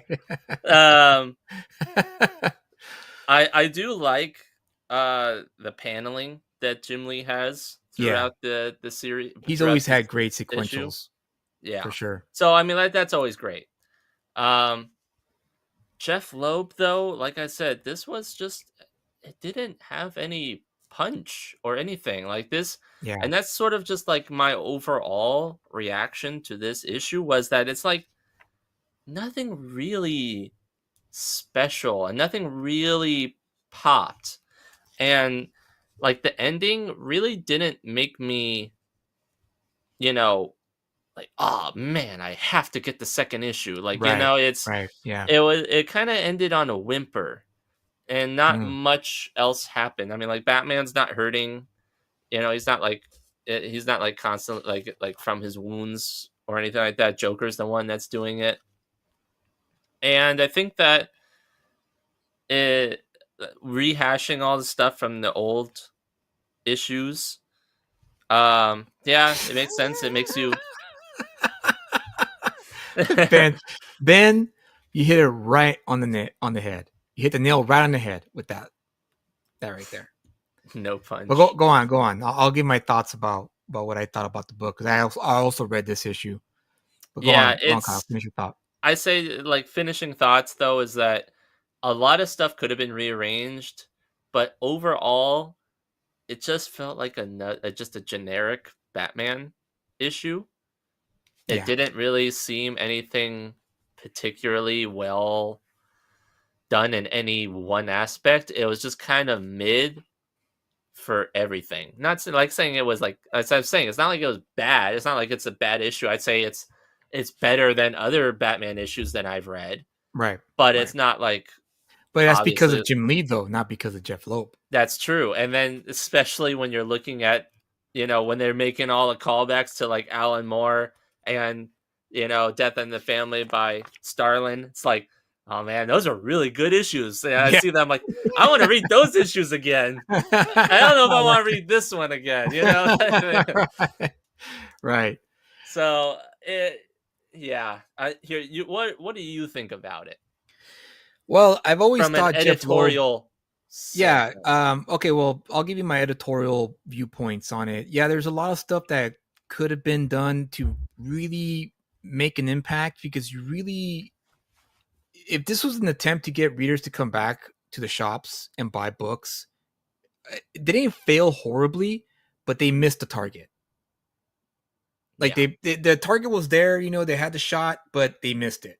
And the reason for that is because, like you said, it's a run-of-the-mill kind of like basic story, and that's pretty much how Jeff Loeb has always written his comics. Very safe, very straightforward.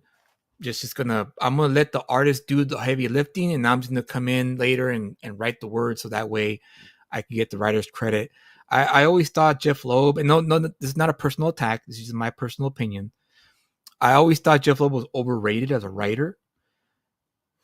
Jeff Loeb was the kind of writer you could count on to reach deadlines, to work with the artist, especially if you're working with an artist with a large like a Jim Lee, or like he worked with Rob Liefeld in the Captain America Heroes Reborn. He worked with Tim Sale with those Long Halloween, Dark Victory, but those books are more famous not because of Jeff Loeb's story, but because of Tim Sale's artwork. That's true. But when he took over the Ultimates from Mark Millar and Brian Hitch after that 24-issue run, he had Joe Mad to draw the book. And Joe Mad at the time, and he still is, he's a fantastic artist.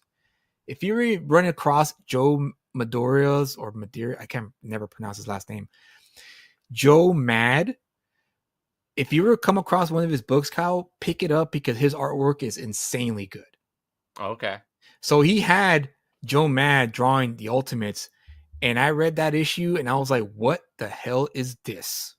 This is absolute like crap compared to what Mark Millar left behind, Eric says overrated Loeb writing for the overrated Batman. Makes sense. Well, see, like that's what I'm talking. That's what I'm saying though. Is like I really enjoy the Long Halloween, Dark Victory, even the Superman for All Seasons, and some other Loeb's works. But like I said, I've really enjoyed those issues. Right. This is the first one where it's like after reading it, I'm like, oh, this really didn't hook me at all. Right. Yeah. More than any of the other issues. And it's like that really like was a eye-opening. I'm like, because I've always stood by Jeff Loeb. Yeah. Whenever you said that he was mid, and I'm like, I don't know, man. Everything that I've read so far has been good. Yeah. At least from my personal. You've been bamboozled by the artist he's worked with. That's what happens. Yeah. With Jeff Loeb's work. And again, granted, I'm not discounting his career. He's had a lot of success in this career, and that's good on him, but very overrated. I would say he's rated. That's even a word. Rated. Not underrated, not overrated, just rated, Who's this? Rob Levin was the editor of this book. I don't know what part he played as editor of this book, but if I were the editor of this book, I probably would have gone to Jeff Loeb and Jim Lee and said, look, man, like it's a good start, but we could do better than this. Now, for me, if I wanted to leave an impact, if I got this gig, if they told me, Julius, you got the editor's gig, or Julius, you got the writing gig, and Jim Lee pitched me his idea, this is what I want to do. Great. And say it was this story that we got. Oh. I would have pitched, okay, how about we do this? Instead of Hush torturing Joker, because quite frankly, who gives a crap about Joker? He's an evil villain. Why do we want to sympathize with the homicidal maniac like the Joker? Right. Like, why am I going to feel sorry for this guy? I don't feel sorry for the Joker. He deserves what he's going to get. Yeah, he deserves his comeuppance. So how about this? How about Hush gets Batman? How about Hush uses an old Joker trope with the fish, and Batman is misled thinking it's Joker, and it's Hush who gets him, and he puts him in the wheel that we see here in the end and tortures Batman. Yes. That would have been more impactful. That would have left readers going, holy crap, dude, he bested Batman. And now we want to know why or how he did it. Yeah. That's what I would have said. At least got him to a position where he's vulnerable. And then make more sense yes, on why the other Bat family members would be concerned.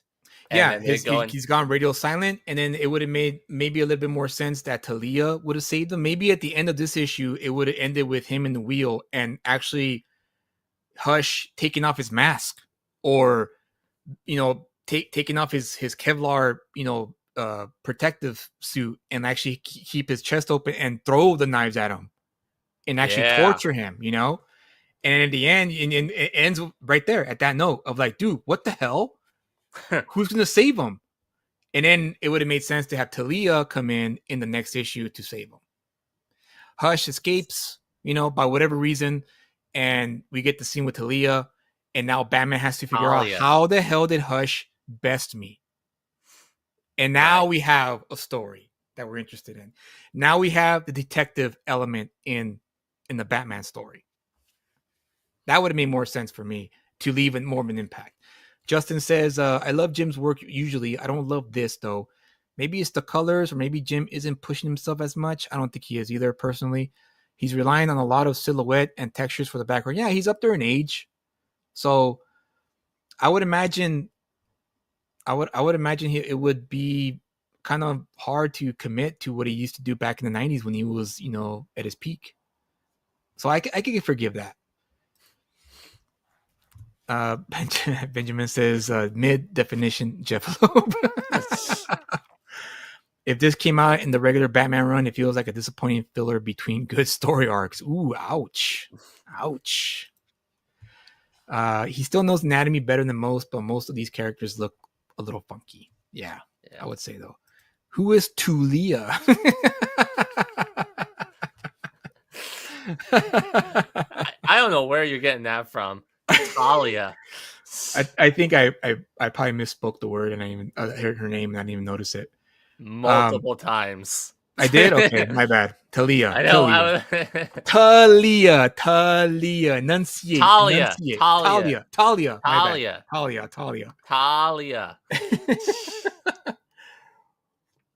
But going back to what I was saying, I think that would have been a lot more impactful to have that, because then the reader would have been like, "Whoa, what happened here? What's going on? How the hell did this guy get this? Who the hell is this new guy who knocked out Batman with just a whisper, with a click on his neck?" That would have been more interesting for me to present. And I think that would have been a lot stronger of a cliffhanger. Yes. Especially to make you want to read the next issue. Absolutely.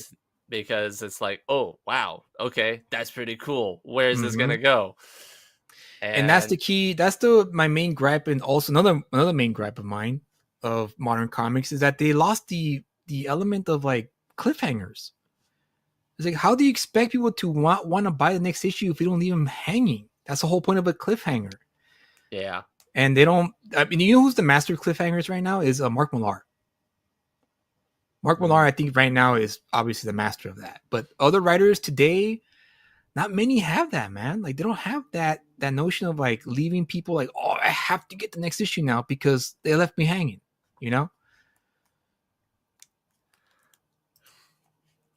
Crenshaw says, go to 2 pages before Nightwing spins into the comic and tell me they don't look lousy. Let's see.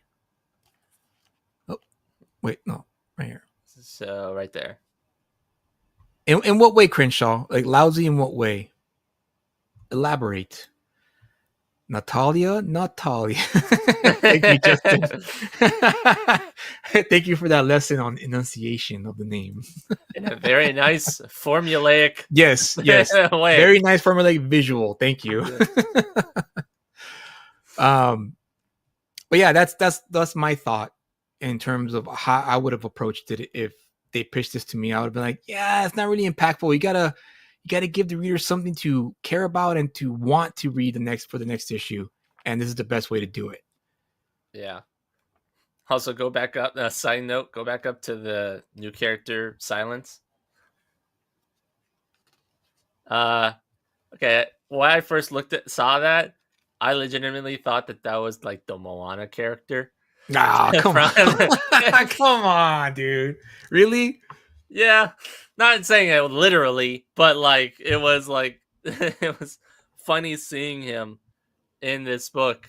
You were like, Rock? The Rock? Is that you? Yeah, The Rock. Or like, What do you think of his design, this character? They could have done more with it. I feel that it's almost very generic. Pressing colors is with you.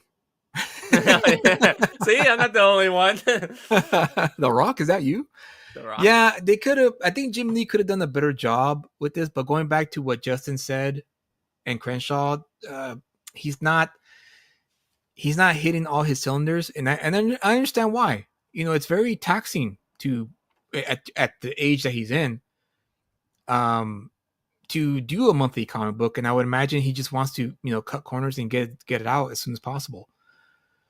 And he probably didn't have the time to really design. And again, this goes back to also Jeff Loeb. If I were working with Jim Lee and I saw this design, I could have been like, maybe we could work this a bit, Jim. Maybe we can do something more. But again, let's just get this out there. They sold this book on Jim Lee, not Batman. This was a Jim Lee project to get people back to the stores, because who would want a Jim Lee drawn comic book, right? That was what they're going for. That's exactly what they were going for. This was the desperation attempt to get people to go. I mean, they sold like 400,000 copies. That's not a lot, really. It isn't.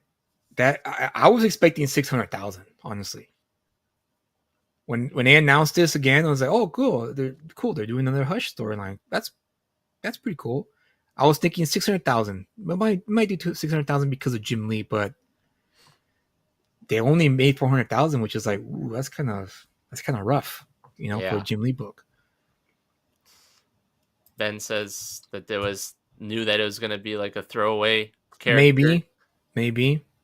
I mean, honestly though, because it's how the first, that's how Hush is really. Like, this is the only other story with Hush as a character besides the first story. He really hasn't. Right, he was never used again, was he? Again? No. I miscounted pages. There were some ugly panels somewhere. Okay, with Nightwing, because if with Nightwing, then it should be either. There are a few issues. There's a couple of pages that I didn't scan. That I thought that weren't all that. Again, another thing where it's like it's not in the budget, man, to scan all the pages for this. So I have to pick and choose. Please, people, subscribe. Help us monetize the channel so we can get some actual working material. Machine. Blah blah. Whatever. Just again, so much in this dialogue and stuff like that. Anyway, there's some issues or some pages in this issue that I didn't, scan to put on the screen, because I thought that they really didn't add or anything to the story, and it just kind of dragged on. Like, there really wasn't much. I'm trying to see where's his middle finger at here. Right here. Oh. Yeah.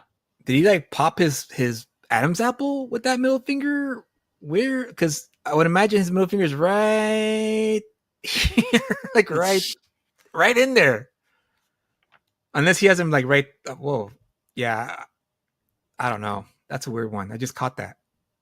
Yeah, that is weird. Yeah, that's something that definitely could have been fixed. It almost looks like he was it should have been lower down his chest. Or like this? Either a choke, lower down the chest, or maybe grab. Yeah, because it's it's like this right now. But usually if you're grabbing, that means you're pulling. But it looks like he's trying to shove him, stop him. So then it should be lower in the chest. I see what you mean. Like, he's coming around the corner and he's just kind of pushing him, stopping him. It's a nitpick, people. It's not that big of a deal. It's just a nitpick. But yeah, I would, as an editor, I would have been like, Jim, maybe, I don't know, change the hand positioning. Looks weird.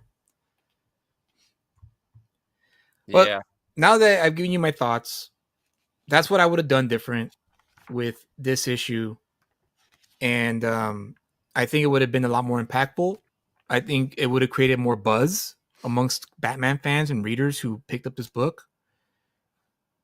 and the next issue would have been a lot more hype going in for the next issue Yeah.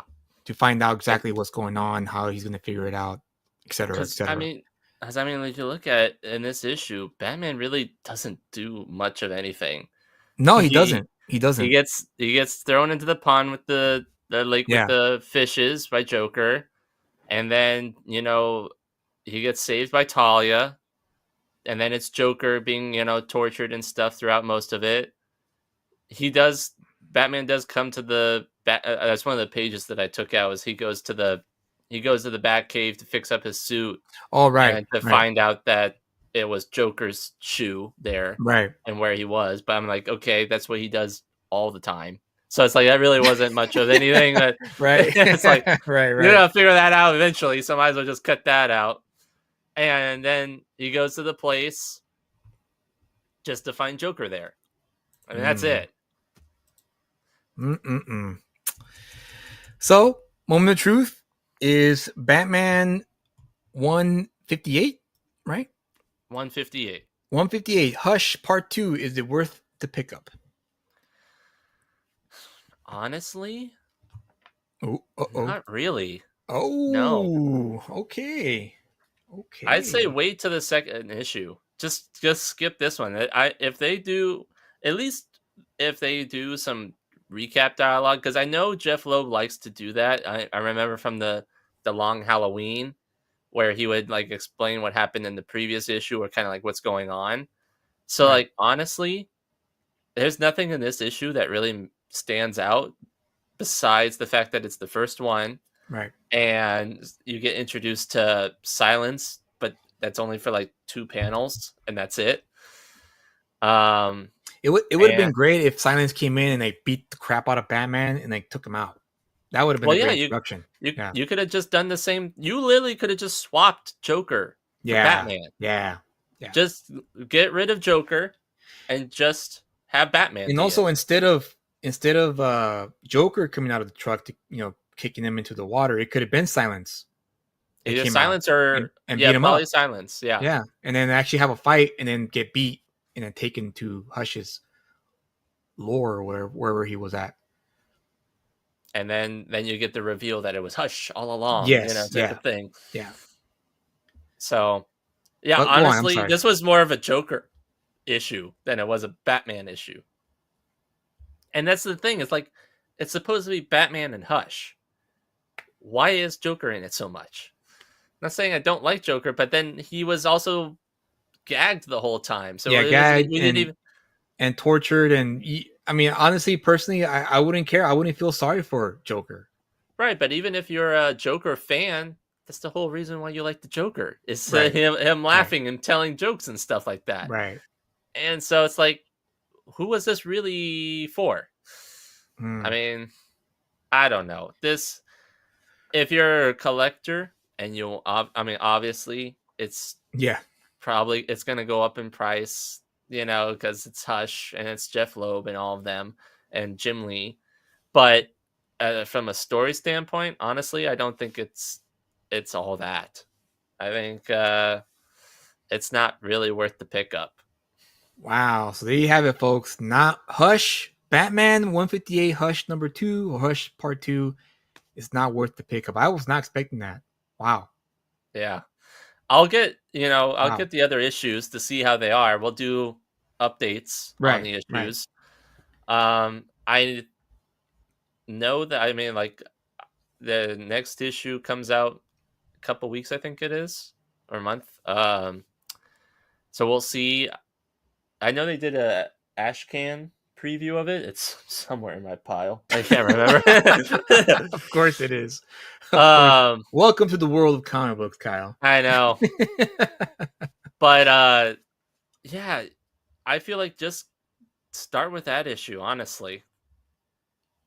That's what's so disappointing about it, though, is I wanted to like it, and I do like Jim Lee's art. I think, like you said, though, like when the chat's been saying it, the coloring was a little. I noticed weird. that too, and just like Ben, I recognize Alex Sinclair's work. He always works with Jim Lee, and it just, I don't know, it just came out too. I guess for aesthetic reasons, it's Batman, so they kept it dark on purpose. It was That's my dark, guess. but it seems like there was just a ton of purple. It's like purple Mm. was the main color used. Yeah, I would say so. I would say that's probably the case. And it's like, purple's okay, but like, can we get something else? Just like purple and red, and that's it. And that's Joker's colors. So it's like, Right. well, I don't know. Well, no, you expressed your thoughts in your review, so there you have it. That's the honest review. It's not worth the Yeah. pickup. Pick up next issue. Hopefully, it picks up, and there you have it.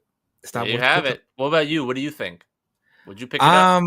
I would pick it up strictly for Jim Lee's artwork. Honestly, it still did its job. Again, Jeff Loeb. That's how Jeff Loeb's writing is. He did the job. He did the job. He wrote the story. He delivered it, and that's the end of that. In terms of impactfulness, no, not so much. Crenshaw says the first Hush was a mystery. Who is this Hush guy? Why is he after Batman? How does he know so much? They should have made it an even more intriguing mystery. Absolutely, Crenshaw, 100%. Yeah. And they didn't here. It's like, okay, he's attacking Joker. He's giving them a choice to like, okay, cool. But again, it could be a big picture thing where maybe 3 issues down the line we're going to get an explanation that's going to make sense. Hopefully. Hopefully. But I'm not gonna hold my breath on that. But yeah, there you have it, guys. It's not worth the pickup. That pretty much sums up the show. That's it. I think so. For the show. And just remember that it's all about love here. We're not disparaging Jeff And Lowe, money. but we're not calling him, a crappy writer. It's just the way he writes. He's always written that way. And you're either a fan of it or you're not a fan of it. And I personally am not a fan of what he writes because they never left any impression on me in the years that I've been reading comics. Well, and like I said earlier, I've always liked Jeff Loeb's stories and stuff like that. But this was the first one where, like, after reading it, I was like, oh, so this is what he was talking about. Well, I'm glad you noticed it, Kyle. I know. And it's like, because I was expecting much more, especially having it be such a momentum occasion and bringing everybody back. It's like you kind of want it to be as best as you could possibly do, and if this is the best they possibly can do, it's like, yeah. It's like, ooh, okay, all right, I guess this is it. And at $5, again, it's kind of unfortunate that you get a mid story for $5 nowadays. Yeah, it's a little hard to swallow sometimes. Yeah. So with that said, guys, we'll see you on the next one. Next week, we have a special guest on the show. I believe he confirmed it. I just got to confirm it further just to be 100% sure he's going to commit. But we're going to have Per Berg on the show, otherwise known as Narwhal, for those who follow him on X. He is the artist of Vatican City. He will be joining us on the show. I still have to work out the details, but he's going to be on here. And we're going to talk Vatican City and hopefully other stuff while he's here. There it is. I also have a Global Comics account, so if you want to check out my work, I shared the link on the chat a few times during the show. Check out my work there. If you think I should put my money where my mouth is, well, here's your chance to check out my work and let me know, hey, you know what? You've been talking crap on Jeff Loeb. I think you deserve a tongue lashing because your stuff isn't that good. Or, hey, you may be impressed with my stories. Who knows? Go check it out. Prices are accessible, and they're available. I have 4 books up. Hold on, let me share my screen real quick. Oh, so I can go back into being... No. That ain't going to happen. Here we go. And there you go. Here I am in Global Comics. I have 5 books up. These 2 are previews. The Last Thanksgiving, as well as the Ghetto Dragon Book 2, Fistful of Glory, Ashcan. That's an 11-page preview that you can purchase for $1. And then the rest of these, Vigilant Fury, is the 80-page comic book about a woman who gets kidnapped and she has to fight her way out to freedom. Ghetto Dragon Chronicles is the stuff I wrote pre book 1 of Ghetto Dragon, and it's a bunch of short stories that I wrote with different artists just to try out my writing chops, because I was still fairly new at the time writing comics, so this is my way to kind of practice. And book 1 is where it all starts with Ghetto Dragon, regarding the actual storyline. The book 1's called No Good Deed. It's 76 pages. It's all available, so check them out. Let me know what you think. And yeah, that's it for that. And also, too, with the Vigilant Fury, at least, and also with the other book that you did, which was Reset Protocol, we reviewed them on this channel as well. We did. So if you want to, go back, watch our other videos on this channel. For the record, Kyle did say Vigilant Fury was worth the pickup, but he did not think Reset Protocol was worth the pickup. So yes, but just to show how fair he is. How fair he is with the reviews. No favoritism here. He's going to tell it how it is, which is why I like his reviews, because it's always good to have an honest review without the name bashing and name calling. It's because you're just a consumer. You just consume the books. Exactly. And but the main reason why is he didn't pay me enough to give him a good review for the other two. Of course. Good night, Justin. Thank you guys for being here. We appreciate you guys joining us and sticking around and watching the show and laughing it up about this diamond thing. Hopefully you guys learned something from that story, because it was wild. It really was. We're here every week. We try to be here every Friday live. Again, we're still working out the kinks of what other stuff we're going to produce for the channel. It's going to be comic book centric, pop culture centric. So keep an eye out for that. We're hoping to get monetized. We want to get monetized so that we could do the whole, get the budget up and get good quality stuff going on in the show. So Kyle, any last words before we call it? Always, as I always say, remember to build those experiences. Remember to like, comment, subscribe, and read more comics. Absolutely.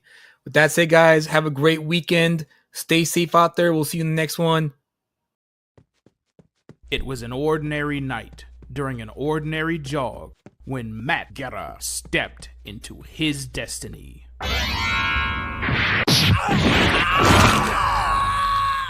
Using his Jeet Kune Do, Matt teaches would-be violators that the cost of crime is too high for them to afford. But little does Matt know, his act of bravery has run afoul of Los Valientes, Orange County's most notorious street gang. The head of Los Valientes, the mysterious Dreamer, decides to make an example out of Matt. And amidst a brutal game of tit-for-tat, where anyone could get caught in the crossfire, Matt Guerra must bring an end to Los Valientes' wave of crime before his loved ones pay the ultimate price for his heroism. Matt Guerra is the Ghetto Dragon.